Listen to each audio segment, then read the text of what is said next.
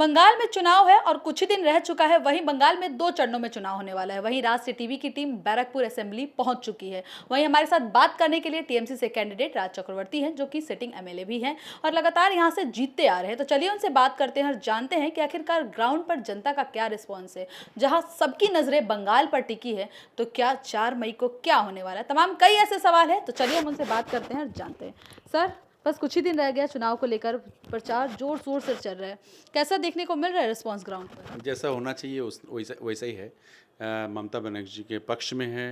बंगाल की जनता को पता है कि किसको वोट देना है, क्यों बीजेपी को नहीं चाहिए। बीजेपी एक्चुअली बंगाल के लिए वो एकदम सही नहीं है। वो जिस तरह का पॉलिटिक्स करते हैं, कम्युनल पॉलिटिक्स करते हैं, बंगाल कम्युनल राजनीति में बिलीव नहीं करता है।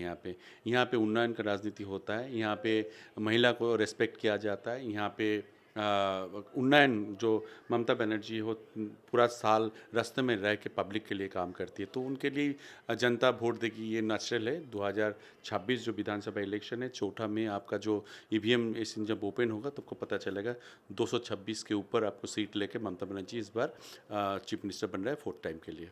सर, आप लोग यहाँ पे बात करूँ कि एसआईआर का प्रक्रिया, जहाँ बंगाल से लेकर दिल्ली तक ममता बनर्जी जो है, वहाँ तक असेंबली में बात करूँ कोर्ट को चुनौती देते हुए दिखाई दी। दिल्ली में भी उसी तरह हंगामे भरी तस्वीर निकल कर आई। आपके असेंबली में एसआईआर से कितना असर पड़ा है, कितने वोट कटे हैं? देखिए, एसआईआर किया है, बहुत गंदा किया है। एसआईआर होना चाहिए था, बट 1-1.5 साल का काम था ये।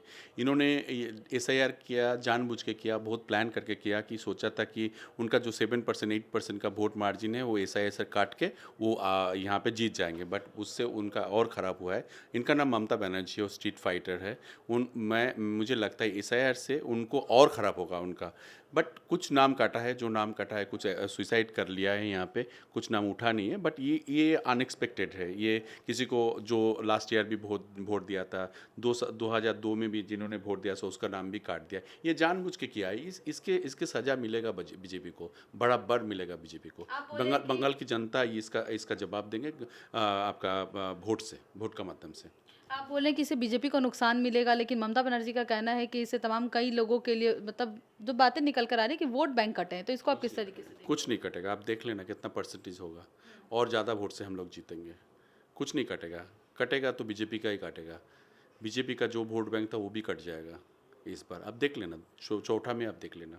ऐसे बंगाल में तो बात करूं सर कि बीजेपी, कांग्रेस, टीएमसी लगातार जो पार्टी है, लेकिन सब फ्रंट फुट पे बात करें तो सब बीजेपी वर्सेस टीएमसी देख रहे हैं। तो आपके असेंबली में कितने बीजेपी के लोग ग्राउंड पर काम करते हुए दिखाई दे रहे हैं? लोग दिख रहे हैं आपको बीजेपी के? बीजेपी का यहाँ पे जितना भी हम लोग हैं, यहाँ पे 232 के करीब आपका बूथ है। उसमें उनको बूथ में एजेंट बैठाने का भी आदमी नहीं मिलेगा। उसको पैसा दे के अपना ही आदमी से खरीदना पड़ेगा कि थोड़ा सा आप बैठ दो, थोड़ा सा काम कर दो, 5,000 10,000 20,000 दे रहे हो। इससे इस तरह से यहाँ पे वोट होता है।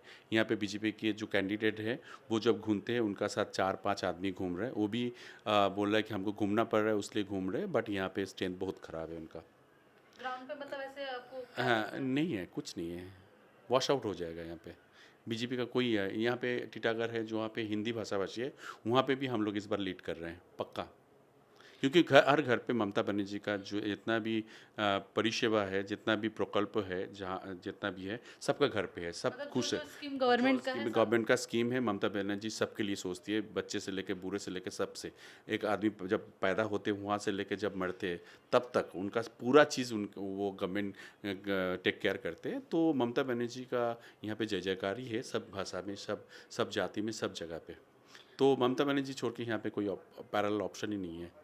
सर, हुमायूं कबीर को किस तरीके से देखते हैं आप? क्योंकि जिस तरीके से हुमायूं कबीर की बात की जाए, वो भी फ्रंट पे देख रहे, ओबीसी के साथ गठबंधन की सरकार थी पर तोड़ दिए, तो कितना लगता है कि कितना असर पड़ेगा टीएमसी को? कुछ नहीं होगा यहाँ पे। अगर एक हुमायूं कबीर इस बंगाल को हिला देंगे तो बहुत कुछ हो जाता है। इतना दिन बहुत कुछ हो जाता, इससे पहले भी बहुत कुछ हुआ था। कुछ नहीं होने वाला है। सबको पता चल गया है कि हुमायूं कबीर के पास बीजेपी का पैसा है, फंडिंग किया हुआ है। बीजेपी चाह रहा है कि थोड़ा मुस्लिम वोट काट जाए, उनके अंदर दराव पैदा हो।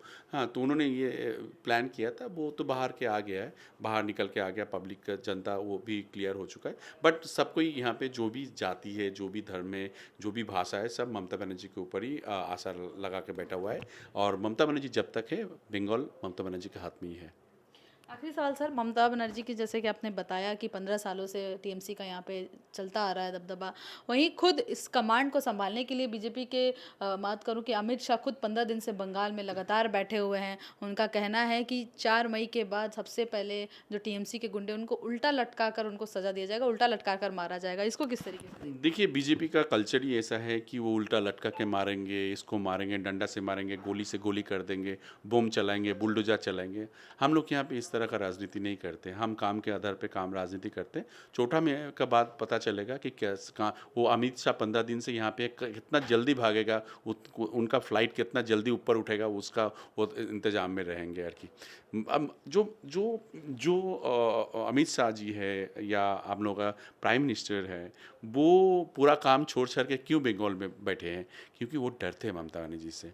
उनको पता है ममता बनर्जी है तो उनका जो रुआब, उनका जो अधिक सो सबका जो अधिकार सो जो छीन रहा है, आपका जो फ्रीडम वो ख़त्म कर रहा है बीजेपी। आपका संविधान भी चेंज करने वाला है। जब तक ममता बनर्जी है वो कर नहीं पाएंगे। 2026 इलेक्शन में ममता बनर्जी उभर के आएंगे और ज़्यादा पावर लेके आएगी वो। और उनका बाद उसका टारगेट रहेगा दिल्ली में जो उनका 2 स्क्रैच है, बगल में 2 स्क्रैच लेके वो जो देश चला रहा है उसको गिराना उनका रहेगा। वो गिरने वाले हैं, उनका हालात देश में ख़राब होने वाला है। उन्होंने बोला था आपकी बात 400 पार, देखा 300 नहीं पार कर पाए। वो बंगाल के कैसे लेंगे? वो बंगाल के बारे में जानते क्या है? बंगाल का जो इमोशन है उनके बारे में क्या जानते हैं? कुछ नहीं जानते। बोलते हैं हम ये खाना बंद कर दो। वो क्या बोलते हैं? वो उनका तरह चलो, हम क्या खाएं? बंगाल्स में जो रहते हैं, हम क्या खाएंगे, क्या पहनेंगे, किसके साथ मिलेंगे, कहाँ जाएंगे, हम किसी से पूछते नहीं हैं। वो तरह का पॉलिटिक्स यहाँ पे नहीं होता है। मेरा दोस्त का नाम करीम भी हो सकता है, मेरा दोस्त का नाम युवान भी हो सकता है, कोई कमलेश भी हो सकता है। सो वो मेरा चॉइस है, बीजेपी नहीं डिसाइड कर पाएंगे। मैं यहाँ पे हम लोग यहाँ पे रविंद्रनाथ टैगोर है, काजी नजरुल इस्लाम है। बंगाली में एक हम लोग छोटे से एक सीखते थे, सिखाया गया था या मोड़ा एकी बिनते दुटी कुसुम हिंदू मुसलमान। सो हम लोग इस तरह से बड़ा हुआ है। वो क्या के धर्म के नाम पे यहाँ पे बांटने का कोशिश करेगा? सुनने मिलेगा होगा जीरो। बीजेपी को यहाँ पे चौथा मई का बाद जो 2021 में सीट मिला था वो भी नहीं मिलेगा, उसका परसेंटेज और कम हो जाएगा। भागने का जगह नहीं मिलेगा, आपको बता देता हूँ। वो उल्टा लटकने का बात कर रहे हैं ना, उसको भागने का जगह नहीं मिलेगा इस बार। आप देख लेना, वो वायलेंस बंगाल पसंद नहीं करता है। यहाँ पे वो महिला को जो लेडीज़ लोग है, महिला लोग हैं, उनको रेस्पेक्ट नहीं करता है। वो ममता बनर्जी के बारे में इतना गंदा उल्टा सीधा बोलते हैं, माँ बहन तो उठा के उन लोग गाली देते हैं। ये बंगाल कभी सहेगा? कभी? उसको पता है आज ममता बनर्जी को दे रही है चीफ मिनिस्टर, उनको दे रही है, कल उसका घर पे लात मार के घुसेगा, उसका बहू बेटी को गाली देगा, तब कौन बचाएगा? सो ये बंगाल को पता है, वो शेरनी है। वो ममता मोदी जी और अमित शाह को खा लेगी 100%। अब देखना 2026 का बाद बीजेपी का हालत क्या होने वाला है। तो अगली तैयारी अब दिल्ली तक है बंगाल के बाद? बंगाल है तभी तो दिल्ली है। जब तक बंगाल है तो देश भी सुरक्षित है। बंगाल जिस दिन नहीं रहेगा, देश भी खतरे में आ जाएगा। लेकिन लोग बोले बंगाल में बहुत घुसपैठिए पाए जाते हैं, तमाम बॉर्डर लोगों पर कई तस्वीरें भी निकली। इसकी क्या सच्चाई है? ऐसे सब नहीं बोलते, बीजेपी बोलते रहते, बट अभी तो एक भी घुसपैठिया नहीं निकल पाए हो, एक भी बांग्लादेशी। बहुत तस्वीरें निकली थी सर, तमाम खुद ग्राउंड रिपोर्ट पे भी जब हम पहुंचे थे कि लोग किस तरीके से बंगाल खाली होते हुए दिखाई। नहीं, वो तो बीजेपी का प्रोपागंडा है। बीजेपी का एक एक्चुअली उन्होंने मीडिया के जरिए से दिखाया था, ऐसा कुछ नहीं है। अब कितना आदमी को डिलीट किया है, कितना आदमी को भगाया, कितना आदमी को अपने डिटेंशन कैंप में भेजा है? अब बोलिए ना, रोहिंग्या कितना आदमी को दिखाया? झूठ, उसका झूठ का मुद्दे पर वो पॉलिटिक्स करते हैं। वो अपने आप को झूठ बोलता है, जनता को भी झूठ बोलते हैं वो लोग। बहुत बहुत धन्यवाद राज टीवी से बात करने के लिए। आप सुन रहे थे हमारे साथ राज चक्रवर्ती को, जो कि बैरकपुर विधानसभा से हैं। अब देखना होगा कि खैर 4 तारीख को किसकी सरकार बनती है, क्योंकि जिस तरीके से कहा गया कि इस बार फिर से टीएमसी का मानना है कि भारी बहुमतों से जीतेगी और बीजेपी को वो भी वोट नहीं मिलेगा। अब ये फैसला तो 4 तारीख को जनता करेगी। बैरकपुर से राष्ट्रीय टीवी के लिए रिया पांडे, कैमरामैन अमित के साथ।